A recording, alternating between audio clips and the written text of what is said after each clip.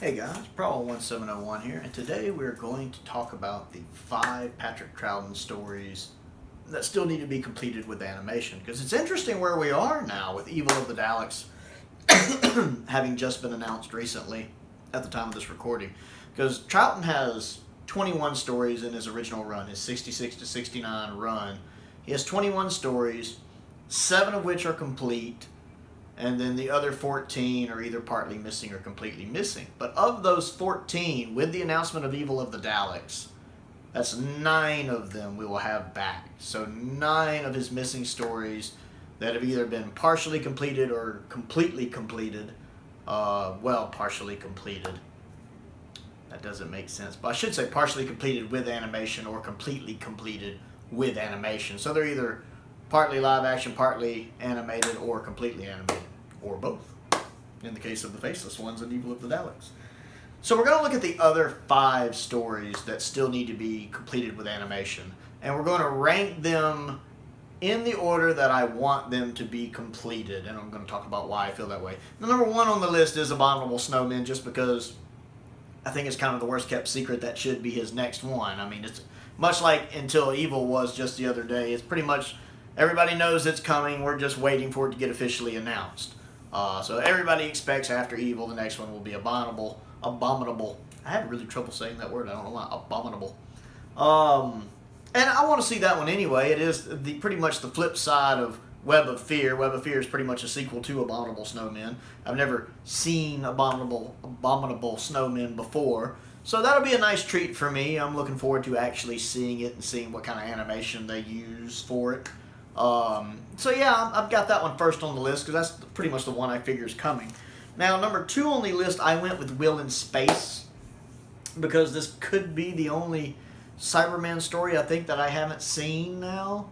And I do want to see it. I do hear that it's not the best, that it could be like the weakest of the 60s Cyberman stories, which are usually pretty good. I don't really care for the Cyberman design in it, especially the way the face looks in them. I don't really care for that.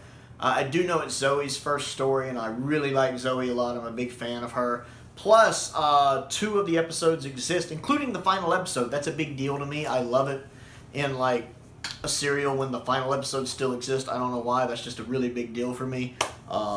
It's a 6-parter with episodes 3 and 6 existing. Even though I know they'll animate the whole thing, I can still watch this. I can end the story watching a surviving episode if I want. And I really, really like that. And it's also, I know, the final story of season 5. It's just one I've always wanted to see, so that's really high on my list. Number 3 on my list is probably going to be a bit controversial. That's the Space Pirates. I really want to see the Space Pirates because I have a feeling it gets way more hate than it deserves. One, it's a Bob Holmes script. I have a lot of faith in Bob Holmes. I mean, the only story he's ever done that I just can't do is Power of Kroll, and I've said many times that it's not his script. It's just the director for it was not suited for Doctor Who.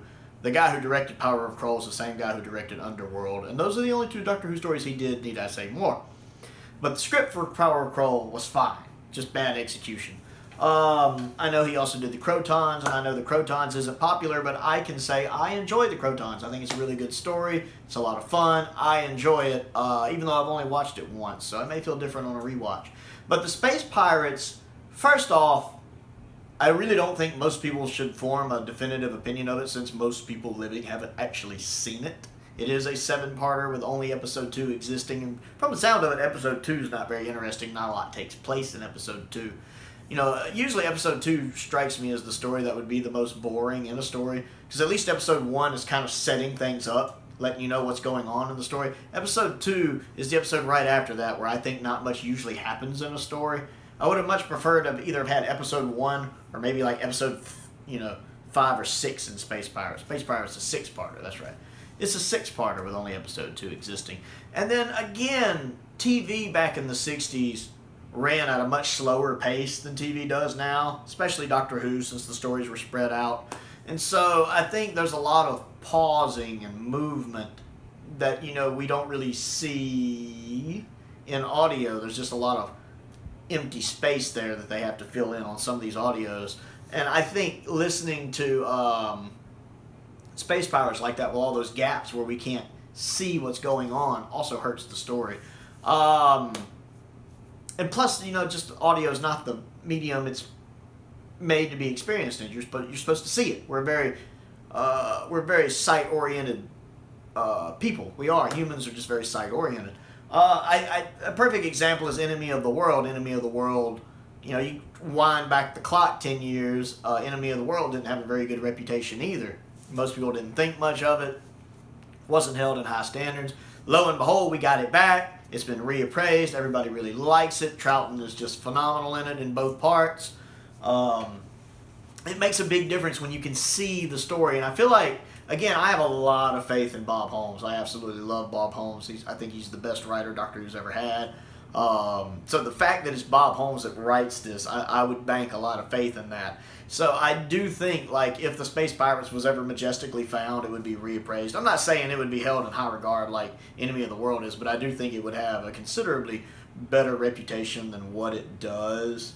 Even though I've never actually heard it. I have a lot of faith in Bob Holmes. So I really would like that one to be animated just so I could see it. And so everyone could see it, just to see if maybe it might get a reappraisal and be thought of in a slightly better light than what it is. Number 4 is The Highlanders. This is Jamie's first story. I've never heard The Highlanders. I'm really not one for audio soundtracks, because again, that's not the medium they're supposed to be enjoyed in, and I don't really like recons that much, to be honest. So I tend to wait for them to be animated. I hear this one's not that great, though, to be honest. I have a lot of people tell me The Highlanders isn't that good. I mean, most people tell me the only thing it has going for it really is it's Jamie's first story. And I like Jamie a lot, so I want to see it just for that. But because of everything I hear about it, it's a little further down the list. But I would like to see it. And last on the list is Underwater Menace. Just because Underwater Menace seems not very popular for a reason. That's probably why they didn't animate it on the first release. That, if they do animate it, I hope it's just episodes 1 and 4. I feel like a story where 50% of the footage is surviving doesn't need to be completely animated, but the way they do things these days, they'll probably just animate the whole thing. But it's not a story. Of all the Troughton stories, it's the one I'm least keen on seeing or experiencing or whatever. Having seen some of the clips from it, how over the top the villain is, and seeing what some of the fish people look like, I don't have that much drive to watch this. If they release it with the animation, I will watch it and then form a more valid opinion on it, but I'm just not chomping at the bit to see this one, I'll put it that way. So that is my list of the 5 stories from Troughton's era that have not been animated yet in the order that I want to see them animated. What is your list, and why do you feel the way you do, and what do you think of my list? Comment down below. I always enjoy interacting with you guys and finding out what you think. Other things to do: click the like button, click the subscribe button, click the bell for notifications so you never miss out on a new video, because I do a new one every day. I also have a Patreon if you would like to support what I do. If you like what I do, there's a link to that down in the comments below. You can get started on just the entry-level tier if you like. That's just $2 a month. Everyone who joins at any tier level gets a free video request. I just did one of those recently when I reviewed Time Splitters 2 and 3. So check that out if you're interested. Most importantly, stay safe out there, and thank you for watching.